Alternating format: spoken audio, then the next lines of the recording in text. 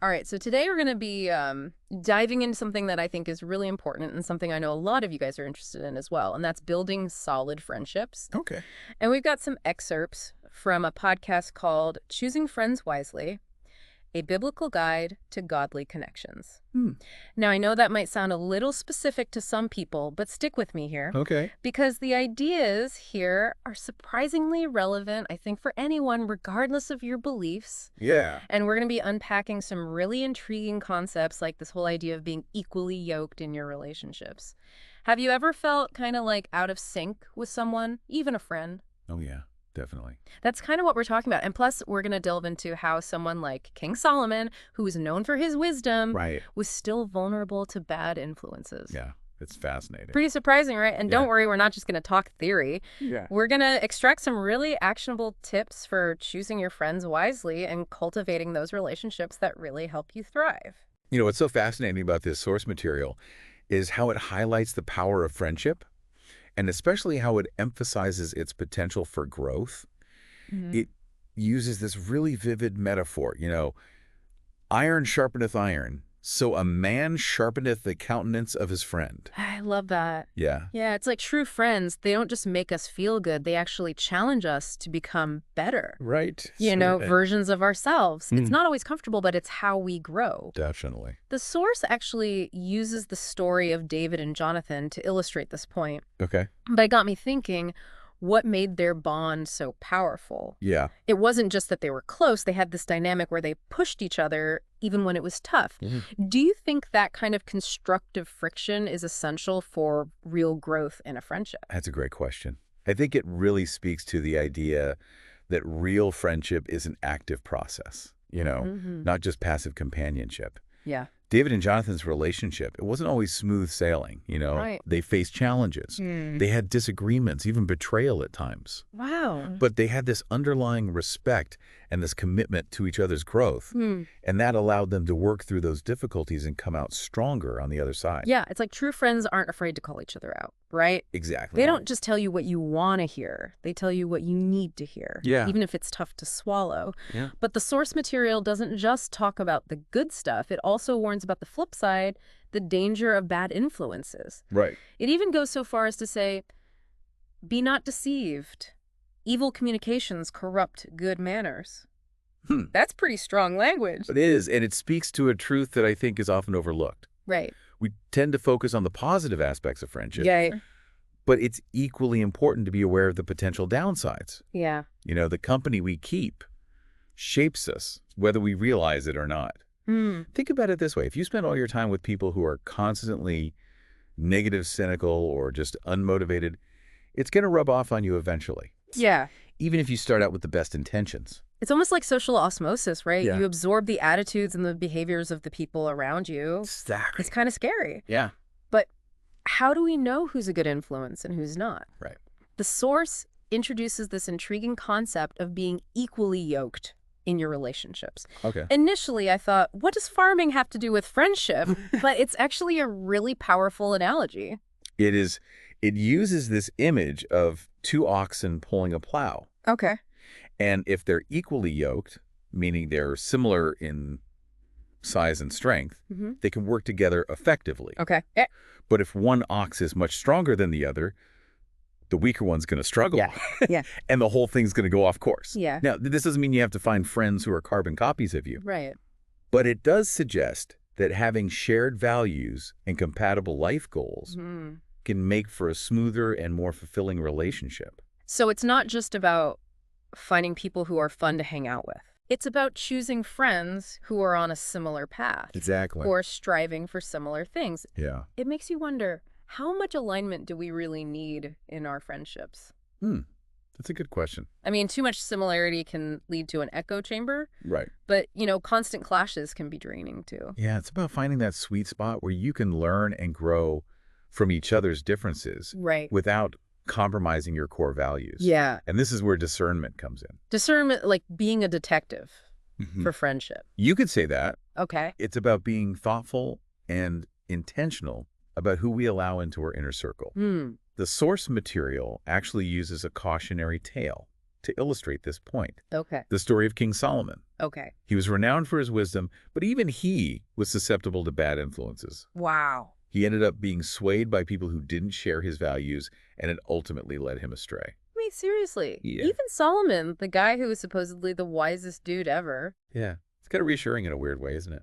Yeah, it is in a way. I mean, if someone as wise as Solomon could fall for it, Right. then it's not like we're total failures if we make some bad friendship choices along the way, right? Exactly. It highlights the fact that we're all human. Yeah. We all make mistakes. We're all influenced by the people around us. Yeah. But it also underscores the importance of being vigilant.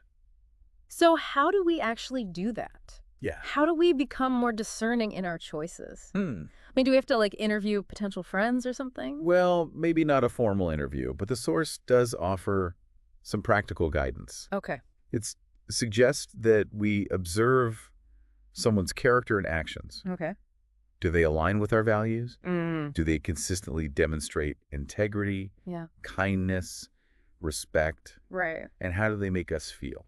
Yeah. Do they inspire us to be better, or do they drag us down? It's like conducting a little friendship audit, right? You got it. Taking stock of our relationships and asking some tough but important questions. And what about those situations where we find ourselves in friendships that aren't working anymore? Maybe they've become toxic or they're holding us back. Right. How do we handle those tricky dynamics? That's where setting healthy boundaries comes into play.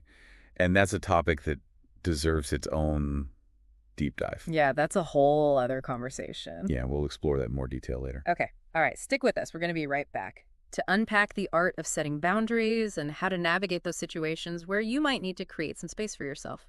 Sounds good. See you in a bit. All right.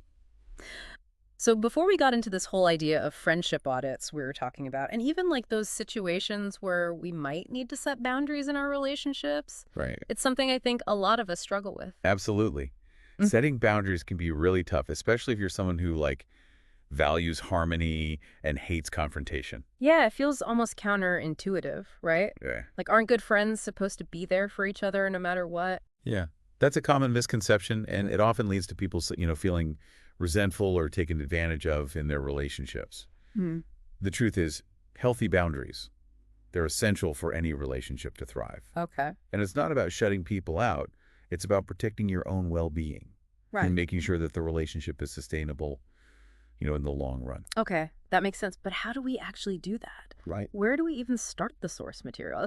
It touches on the importance of communication, Yeah. but it doesn't really go into specifics. You're right. It is a bit vague on the how-to. Yeah. But one thing that it does emphasize is being clear and direct with your needs. Okay.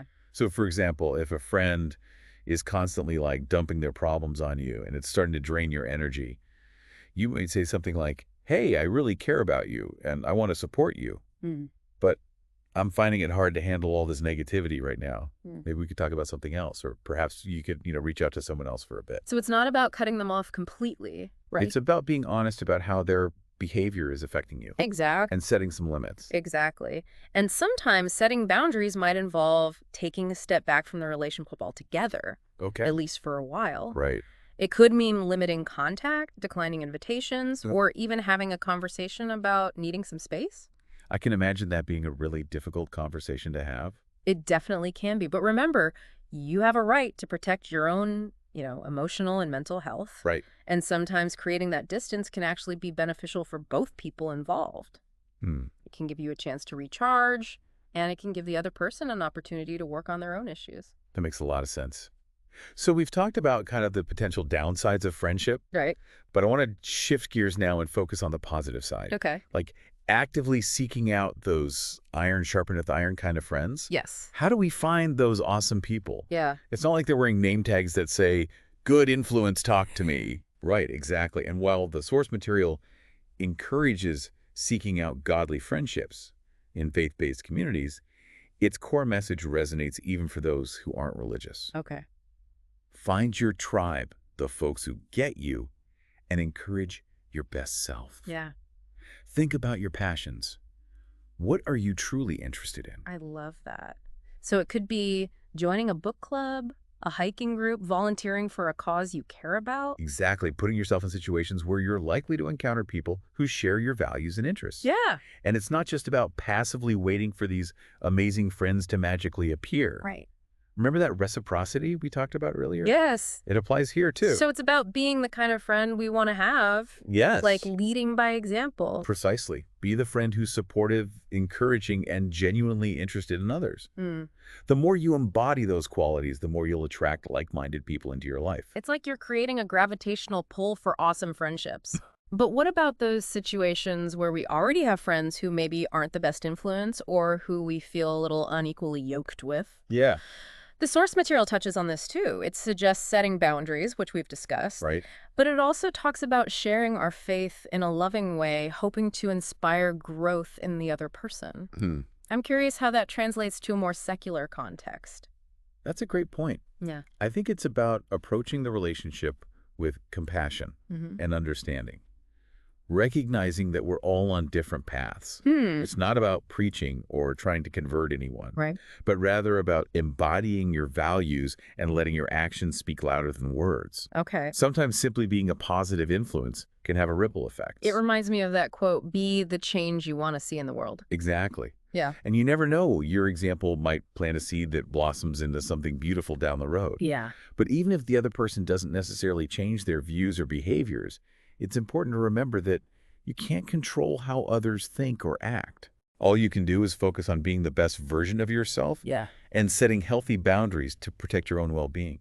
So it's a delicate balance between being a positive influence and recognizing that we can't force change on anyone. Absolutely. Mm-hmm. And that brings us to a really crucial point, self-awareness. Okay.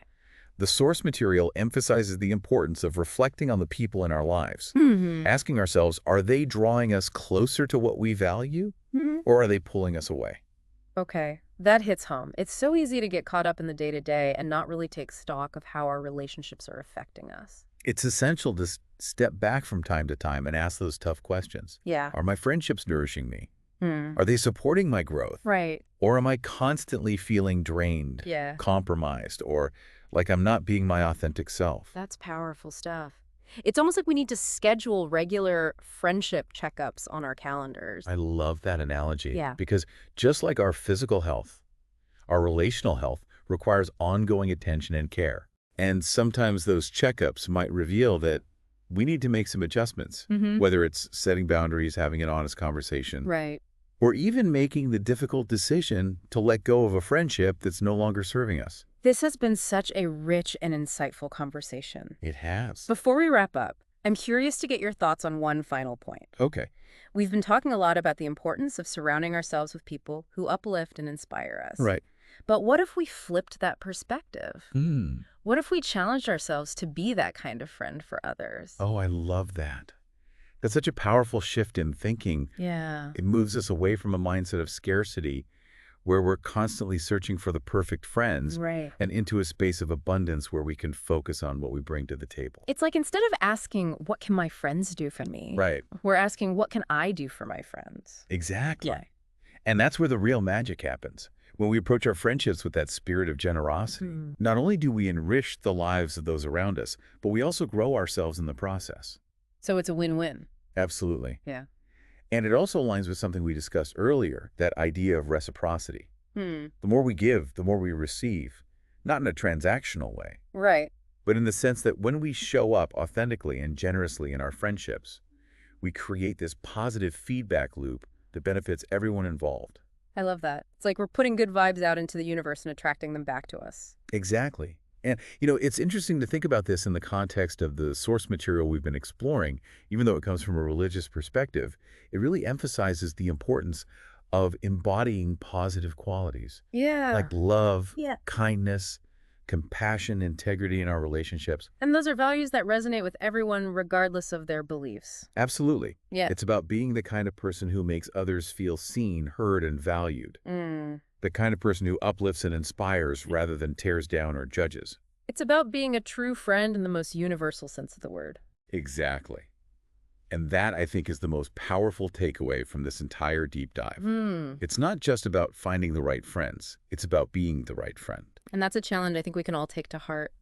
So as we wrap up this episode, I want to leave our listeners with a final thought. Choosing friends wisely is an ongoing journey, one that requires us to be intentional, discerning, Yes. and willing to invest the time and energy it takes to cultivate connections that truly enrich our lives. And remember, it's not about finding perfect people. Right. It's about finding people who are perfect for you. Yeah. People who challenge you, support you, and inspire you to become the best version of yourself. Thanks for joining us on this deep dive. It's been a pleasure. And to our listeners, we'd love to hear your reflections on this episode. What one quality do you value most in your friends, and how do you see that quality reflected in your current relationships? Share your thoughts, and let's keep the conversation going. We were just talking about Yeah. what if instead of looking for those iron sharpeneth iron friends, we just focused on being that kind of friend for other people? It's such a subtle shift. Yeah. But it really, I think, reframes the whole conversation. It moves us away from this mindset of scarcity, Right. where we're constantly searching for those perfect friends. Yeah. And it moves us into this space of abundance where we can just focus on what we bring to the table. It's like we're not asking, what can my friends do for me? Right. We're asking, what can I do for my friends? Exactly. And I think that's where the real magic happens. Yeah. When we approach our friendships with that spirit of generosity, we not only enrich the lives of those around us, Right. but we also grow ourselves in the process. So it's a win-win. Absolutely. And it also aligns with something we talked about earlier, that idea of reciprocity. Yes. The more we give, the more we receive. Right. Not in a transactional way, Of course. but in the sense that when we show up authentically and generously in our friendships, Right. we create this positive feedback loop that benefits everyone. I love that. Like we're putting good vibes out into the universe Yeah. and attracting those same vibes right back to us. Exactly. And, it's interesting to think about this in the context of the source material we've been exploring. Even though it is coming from a religious perspective, Right. it really emphasizes the importance of embodying these positive qualities in all of our relationships. Yeah. Love, kindness, compassion, integrity. Right. And those are values that resonate with everyone, I think, regardless of your belief system. Absolutely. It's about being the kind of person who makes others feel seen and heard and valued. Yeah. The kind of person who uplifts and inspires rather than tears down or judges. It's about being a true friend Exactly. in the most universal sense of the word. And that, I think, is the most powerful takeaway from this whole deep dive. It's not just about finding the right friends. Right. It's about being the right friend. And that's a challenge I think we can all take to heart. So as we wrap up today's episode, I want to leave our listeners with just one final thought. Choosing friends wisely, Yeah. it's an ongoing journey. Yeah. It's one that requires us to be really intentional, discerning, and willing to invest the time and energy that it takes to cultivate those connections that really enrich our lives. And remember, it's not about finding those perfect people. Right. It's about finding the people who are perfect for you, the people who challenge you, who support you, and who inspire you to become the best version of yourself. That's so well said. Thanks for joining us on this deep dive today. It's been a pleasure. Until